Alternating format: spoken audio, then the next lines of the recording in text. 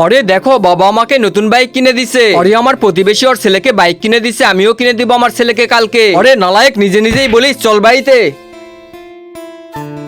আমার সামনে হিরো সাজতেছে দেখ।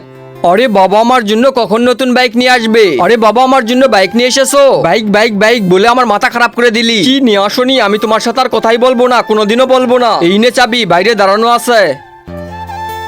ওই দেখ, আমিও নতুন বাইক কিনেছি। আরে রাজু বাইক কিনেছে, আমাকে দেখে বাইক কিনছিস? আরে তোর বাইক তো প্লাস্টিকের, আমার বাইক পুরাটাই নোহার, পুরাটাই। আরে রাজুর বাইক তো এর থেকে অনেক ভালো, চলো। আরে দাঁড়াও, ওয়াও বাইকটা অনেক সুন্দর। আরে তোর বাইক তো অনেক ধীরে যাবে, কিন্তু আমার বাইক অনেক জোরে যাবে। তোর বাইক কি এইরকম সাউন্ড করতে পারবে? চল ঠিক আছে, রেস করে দেখবো কার বাইক জিতে। হ্যাঁ ঠিক আছে, চল চল।